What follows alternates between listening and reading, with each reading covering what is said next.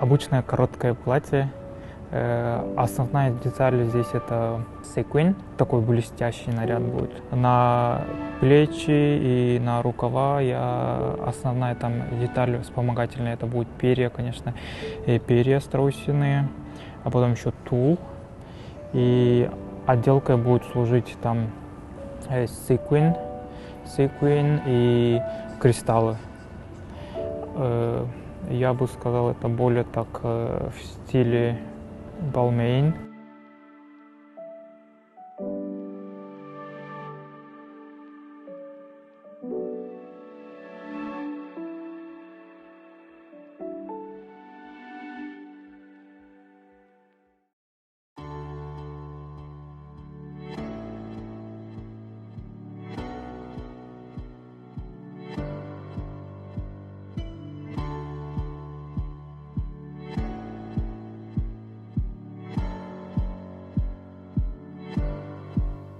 Впервые я видел, как люди что-то сами шьют, создают. Это моя бабушка.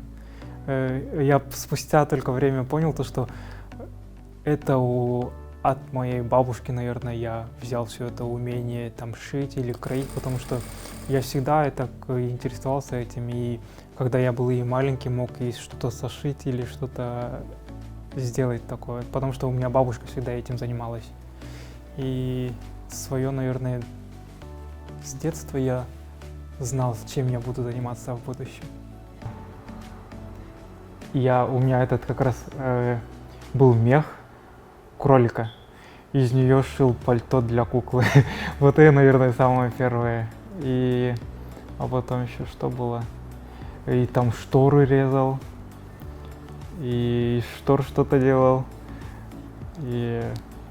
Короче, и свои вещи переделывал. Как бы, наверное, моим родителям было весело со мной. С одной стороны весело, и с одной стороны печально было, потому что я мог что-то, сделать, и было стыдно потом мне самому, потому что я мамины там платья сколько раз уничтожил, несколько платьев, и вот так как-то.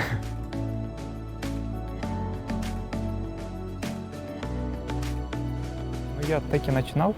Я в цеху работал. Вначале я там на дом заказы брал, я делал вещи из войлока, а потом устроился в цех. Там я потихоньку начал там сперва пуговицы шил, а потом начал воротники, научился как делать. И вот так я начал работать. Ну, я начал шить очень рано.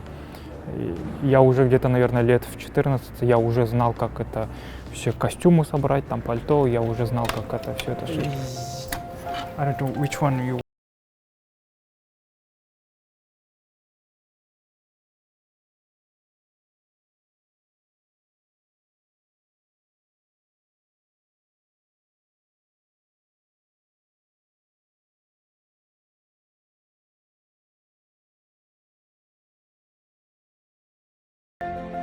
В конце третьего курса у нас был такой большой fashion challenge для студентов. И вот после этого фэшн-шоу меня пригласили в Японию. Это Центральная азиатская неделя моды, которая проходила в Японии. И после этого конкурса, я там взял номинации «Молодой дизайнер года». И после этого меня пригласили в Нью-Йорк. На Нью-Йоркскую неделю моды. Это был, конечно, такой очень большой шанс для меня показать себя в Америке. Я действительно, когда летел я в Нью-Йорк, я не мог просто поверить что я лечу в Нью-Йорк, столица моды. И я вот попал туда, прошло все классно. И вот как я приехал в Нью-Йорк. И после того, как все эти показы, все это прошли, там байеры, там встречи, все это, после этого мне предложили работу, не в качестве прям дизайнера, но помощником дизайнера, internship. Но на тот момент у меня и английского вообще не было. Не то чтобы не было, у меня в принципе был хороший английский до этого, я и в школе хорошо учился, а потом еще и на курсы ходил, и в универе у меня нормально, но то, что я там знал, здесь совершенно совсем другой. А самое главное, это, оказывается, надо акценты понять. У всех людей, у всех наций как бы другие, по-разному акценты бывают. И мне было очень сложно там понять людей. И я просто отказался от этой работы, потому что на тот момент у меня не было и разрешения на работу, и с английским у меня вообще туго было. Чисто по профессии я уже начал работать спустя, наверное, где-то 2-2,5 года. А до этого я работал где мог. И просто сейчас вспоминаю, блин, нереально где я только не работал. Ну, все это было связано именно с одеждой. Первые деньги я заработал, я рисовал картины в национальном стиле, там узоры, чисто кыргызские орнаменты. Из войлока я дома сидел и картины делал. И друзья моих друзей они покупали, я вот так дома сидел тоже первое время, картины делал. И вот так и люди покупали. А потом еще я обувщиком работал, чинил обувь всякие, обувь. А потом еще устроился в этот, лампы чинил. Люди приносили лампы такие, старые, такие винтажные. Я там я не знаю, как это называется, но я ткани менял на лампы. Это такие старинные. И что еще? Мебель чинил. Не прям чинил, а вот и ткани менял. Но все, что связано с тканью, я везде побыл, короче.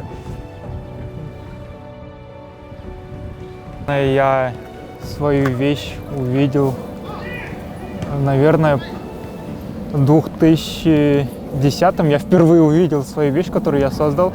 Одна женщина носила, как раз у меня на районе, я как раз из Народного вышел, я там, короче, домой надо было что-то купить. Я смотрю, одна женщина идет, и она была одета, короче, в платье, которое я создал. И, конечно, мне было приятно увидеть, что люди носят вещи, которые ты создаешь.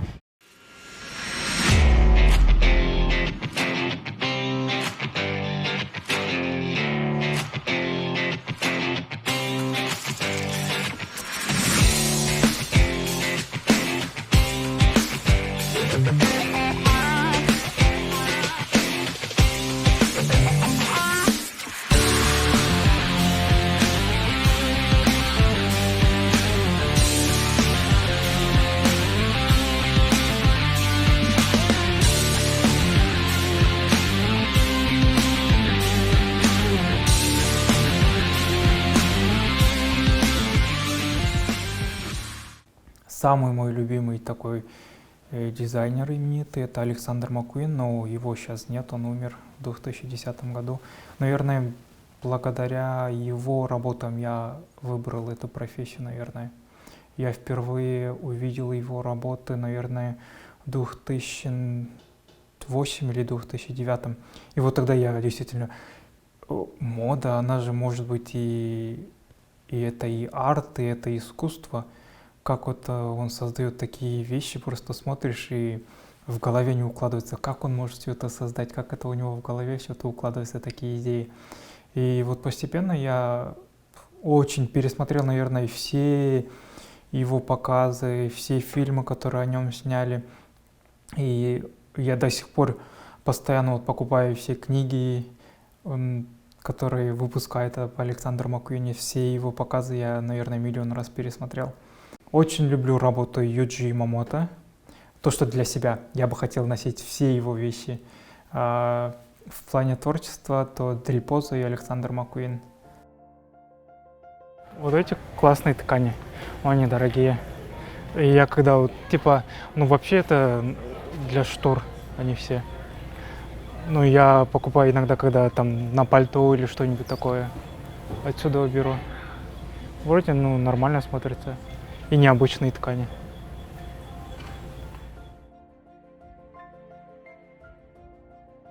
Ну да, вот этот обычный черный шифон я здесь брал. На который, помнишь, это черное платье, которое мы снимали. Вот это есть. Ну, наверное, туда как бы особо и недорогие ткани, только шифон вот этот. Но они стоят, наверное, если за ярд брать по $10, я потратил, наверное, где-то ярдов 6-7, ну где-то 60-70, а потом на перья где-то $30. Ну, в общем, наверное, на то платье я потратил где-то $130. 130. А остальные наряды, наверное, где-то будут 180, почти до $200, где очень много перьев. Эти платья намного будут дороже, потому что перья дорогие. Я в основном онлайн заказываю все. Вот эти все перья, все мои ткани я только онлайн заказываю.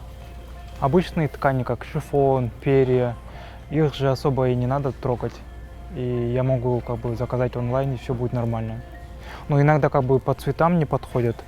И по цветам очень много я как-то не мог угадать, потому что то, что на экране видишь, совсем другое, а вживую совсем другое будет. Только по цветам немножко не попадает иногда. Больше от структуры ткани мне больше я отхожу, потому что, чтобы сшить облегающее платье, тебе надо обязательно использовать стрейч ткань, чтобы она хорошо тянулась, чтобы фигуру хорошо облегала. Но чтобы ткань была стрейч, они обязательно добавляют синтетическую ткань.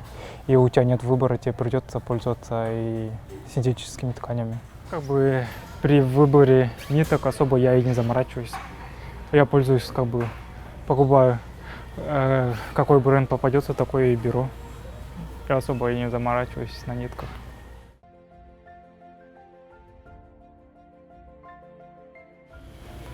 Вот здесь я все, как бы, бижутерию здесь беру. Там всякие камни, кристаллы. Во многих случаях я в первую очередь выбираю это аксессуар, а потом только от аксессуара отхожу то, что надо сделать. Ремень я создавал еще когда вот года, наверное, 2 или 3 назад. Я как раз на первую фотосессию я должен был сделать ремень из кожи, но у меня форма вообще в голове не укладывался. Как можно, чтобы было красиво на это смотреть, и она вписывалась в мой образ. Если честно, я сидел, наверное, целый день, не мог в голову ничего прийти. И просто я сидел, а потом как раз я телевизор смотрел, и я увидел скат. И формы ската я потом уже, как этот ремень появился. И сразу, господи, вот ответы на мои вопросы, над которыми я, мучился, сидел, сколько не мог этот ремень сделать. Я действительно очень люблю этот ремень. Я обратно, наверное, на эту коллекцию уже, когда вот я хочу использовать тот же ремень, только из других материалов. И вот когда я создавал этот ремень, я-то думал, почему бы и не заняться этим, именно вот ремни создавать, дополнительные аксессуары. Тоже было бы хорошо. В первую очередь я очень люблю работу Галины Байковой. У нее вот действительно такая творческая работа, и как она каждый год что-то интересное, когда у нас неделя моды проходит, и она показывает свои работы, конечно, на это очень интересно смотреть. Действительно творческая работа. Я очень ее люблю работу. И, конечно же, Дильбар. Дильбар, да, чисто такой этнический стиль. Я люблю ее работу, то, что она творит. И, наверное, из наших, если посмотреть, так более творческая работа, это только у Дильбар и Галины Байковой. Именно в этом отсеке я покупаю чисто вот металлические вот такие штучки всякие. Металлические, которые можно легко пришить. Такие в основном покупаю. И очень много вот таких бусинок беру.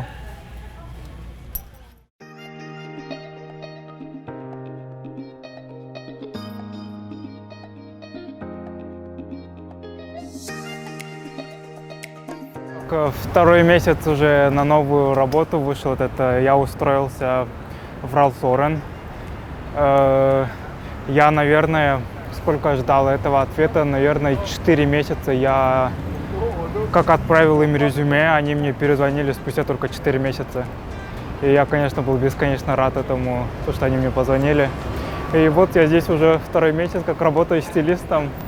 Я должен работать с клиентами, которые хотят именно индивидуальный пошив. Например, пришел в стор, ты не хочешь то, что у них в магазине продается, ты хочешь индивидуально то, что ты себе хочешь. Я вот тогда подключаюсь. Ральф Лорен, они больше, он знаменит как Поло. Поло Shirts. Благодаря этому как бы пони он был очень знаменит. А внутри Поло они еще делятся на 3 бренда. Получается, второй самый такой более по цене дорогой это будет Ralph Lauren. После Ralph Lauren идет уже Purple Label. Это такие прям самые дорогие вещи. И они делятся по качеству, по 3 бренда. Внутри компании еще 3 бренда есть. Я работаю только Purple Label. Только Purple Label делают индивидуальные вещи. А Polo, Ralph Lauren, ты не можешь индивидуальные вещи заказать. Да, и у них еще есть, получается, я не знаю почему, но у них еще есть 2 бункера. И да, внутри здания. И все это там внутри есть и для, наверное, запас еды, воды на 10 дней в бункерах. И этот бункер рассчитан на весь персонал, который там находится. Место для, наверное, где-то на 70 человек рассчитан.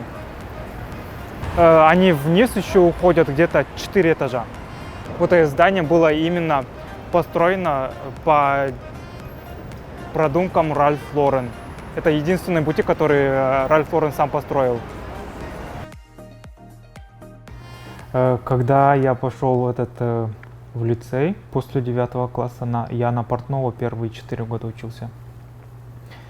Когда я понял, что я хочу дизайнером быть, но я сперва думал, что мне надо самому научиться шить и строить лекала, чтобы сотворить то, что у меня в голове, я должен сам это уметь делать. И поэтому я решил стать сперва портным. Я отучился на портного 4 года. Я не жалею, что я закончил этот лицей. Но самые ужасные мои дни были в лицее. Потому что у меня в группе было 28 девочек и 1 парень, только я 29-й. И мне было действительно сложно. Морально, физически это была жесть какой-то. И я очень хотел бы, чтобы наш менталитет, наши люди как-то по-другому как-то начали относиться к этому, что ли. Если ты парень, то это не мужская работа. Меня избивали за мой выбор. И это, прикинь, вот настолько это низко и глупо. Люди тебя избивают за твой выбор. Это ужасно. Из-за того, что я решил стать портным. А в лицее, конечно, учились и другие парни, которые на архитектора, на повара. Там много парней другие. И вот они меня реально избивали за мой выбор. За что? А я не мог за себя постоять, потому что я еще один и маленький, ничего не мог поделать, реально. А там толпа пацанов, и как ты можешь это делать? Ну, как бы я и не... Ну, пускай, но я никогда не жаловался родителям. Мои родители даже не знали об этом, пока... Они об этом узнали, наверное, только в прошлом году. Я никогда не говорил, потому что это был мой выбор, и я должен был закончить. Ну, а обычно же у нас учеба начинается в 8 утра, а я ходил в лицей, я должен был доехать до лицея. Короче, я вставал в 5 утра, а потом я должен был зайти в лицей, пока там никого нет. Я в 6:30 утра приходил в лицей, пока никого нет. Я поскорее добирался до до нашего кабинета, и там я сидел пока, чтобы меня никто не увидел, и чтобы меня никто не поймал. Из других пацанов я имею в виду. И я потом, прикинь, вот я приходил в лицей в 7 утра, я учился до 3 дня, а потом я отсиживался до 5 вечера, пока все не уйдут. И вот этим были вот так, и я, наверное, учился. Это ужасно было. А почему? Я просто не хотел из-за каких-то парней, которые меня гнобят, просто бросить и уйти. Я бы тогда У меня как бы, наверное, я не знаю, это хорошее или нет, но я всегда должен что-то до конца доводить. Но я всегда хотел, то, что я начинал, я всегда заканчивал. Независимо, это мне тяжело, плохо, но я должен закончить.